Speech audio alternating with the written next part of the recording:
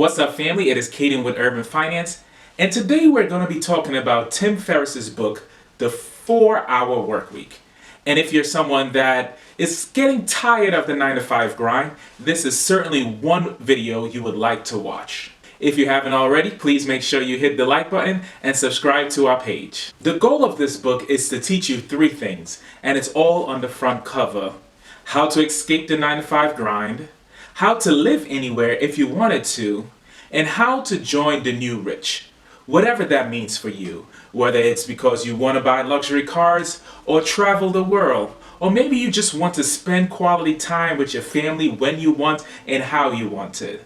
But if you're someone that is looking to join the new rich, this is the book for you. In order to join the new rich, the first thing you need to understand is who is the new rich. And he does this by comparing those that are called the deferrers with the new rich. And we're going to jump into that comparison right now. The deferrers are those who want to work for themselves.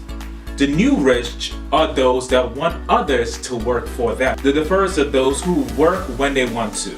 The new rich want to prevent work for work's sake, minimum work for maximum effect.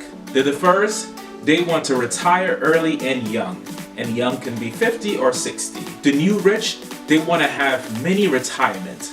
So enjoy life throughout the entirety of life, not waiting for a specific time to enjoy life. The deferrers wants to buy all the things that they want to have. The new rich, they want to do all the things that they want to do. The deferrers want to make a ton of money. The new rich also want to make a ton of money, but it has to have a specific reason behind it. The deferrers want more. The new rich want to have more quality and less cluster. The deferrers want to have freedom not to do what they dislike, but the new rich want to have freedom to pursue their dreams. These both groups have the ability to become rich. They are just different types of rich. Regardless to which category you find yourself in, this review is well worth it. Point 1. Wealth does not come to those that follow the crowd. Different is better when it's more effective and more fun. Tim Ferriss gave an amazing example in the book of how he was able to win a national kickboxing championship. And no, he didn't do it because he was the best kickboxer in that country. The reason that he was able to do it because he learned how to exploit the rules within the rules. And there were 2 key main exploitations for this particular rule. 1, the weigh-in was the day before, which means that he was able to lose 23 pounds for the weigh-in and gain those 23 pounds right back before the fight under medical supervision, of course. The second rule that he was able to exploit, if your competition stepped out of the ring 3 times, they were disqualified. So, Tim Ferriss pushed him out of the ring 3 times. No, the judges weren't happy about this, but he won and took the national championship. Following years after that, other people tried to exploit the same rule. Get it?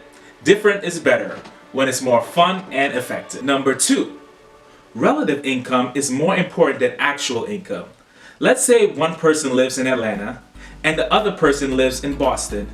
And just for the sake of the example, the cost of living in Boston is 4 times greater than it is in Atlanta. For example, to purchase a house in Atlanta may cost $100,000, and the same house in Boston costs $400,000. The same thing goes for the price of insurance in Atlanta, which costs $100, and insurance in Boston, which costs $400. The same for the price of food and cars and anything else you need to live. This would mean the couple in Boston would have to make 4 times the income as the person in Atlanta to have the same type of lifestyle. Another way to look at this would be the couple in Atlanta could possibly work 30 less hours and have the same type of lifestyle as the person in Boston. And accepting everything in this example to be true, if the couple in Atlanta made $100,000 and the couple in Boston made $200,000, who is richer? The math is easy and I'll let you do it for yourself. Point number 3, focus on your strengths, not on your weakness. Some people spend a whole lot of time focusing on developing areas that they're not good at, and quite frankly, and not to hurt your feelings, but that you will probably never be good at. when your time will be much better spent focusing on those areas that you are already good at, and that even improving in those areas may come a lot easier to you. There is Pareto's laws, that is the 80-20 principle, that kind of applies as well to focusing on your strength. Pareto's law says 80% of the results comes from 20% of the work. Another way to look at this is that 20% of the members in the church do 80% of the work that needs to be done. 20% of the world owns 80% of the wealth. 80% of the sales come from 20% of the customers that your business and most businesses may have. And when this rule isn't in effect in 80-20 and the numbers are skewed, they're even skewed more.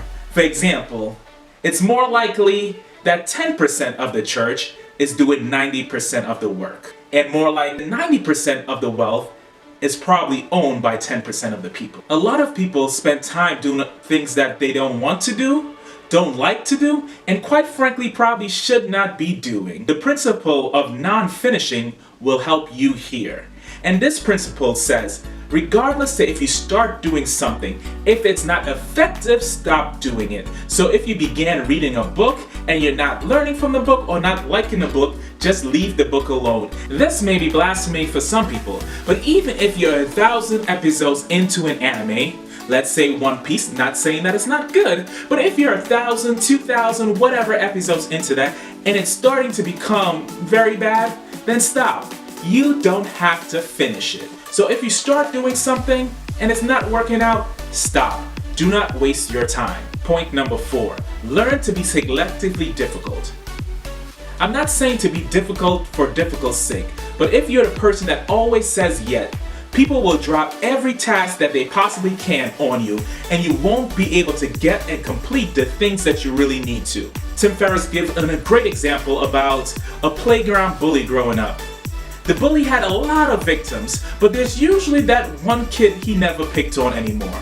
And that's because every time he tried to pick on that one small kid, he will fight him every time. And although he may not have won the fight, the bully came to realize that it was just too much trouble to pick on that kid when there are a bunch of other kids that he could bully that will not give him the trouble that he was going to give him.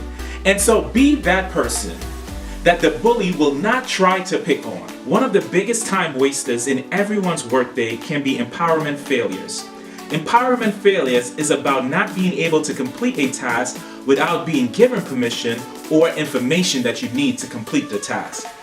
And it affects both the person with power and the person without power equally. It affects the employee and the employer. So for the employer, the problem is your time is interrupted by requests for approvals that someone can possibly figure out themselves. And for the employee who needs approval, your completion of the task is interrupted by needing approval for someone else, for something that you can probably have figured out yourself. In the customer service industry, this happens a lot. And Tim Ferriss gives an example from his life. He gave his staff one rule: make the customer happy. If there's a problem that can be fixed for less than $100, then use your best judgment and fix it.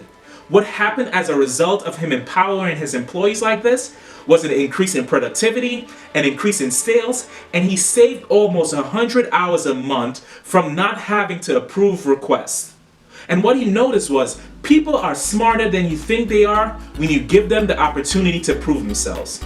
And that someone's IQ seemingly doubles when you empower them to handle the task for themselves. And I will leave you with these nuggets. Money should not be the excuse for not being able to live the type of life that you want to. Nugget number 2. Sometimes doing the thing that is impossible is easier than doing the easy thing. You will not find a lot of competition doing what is impossible, but you will find a lot of people trying to follow the easy path. You'll also find that you have a lot more motivation accomplishing a big goal than you would accomplishing a tiny goal. If I said I would give you $1 million to run around the block 10 times in 0 degrees weather with no shirt on, no shoes on, you may do it. But if I said I would give you $10 to run around the block once with no shirt on, no shoes on, you may not do it. Now that doesn't get to a level of easy or hard, but motivation. And you will find yourself more motivated trying to accomplish impossible tasks. Alright family, thank you for watching the video. Make sure you hit the like and subscribe button. If you haven't already, let me know in the comment section below. Have you ever thought about giving up your 9 to 5? Alright, like I always say, love you, and remember, live your best life.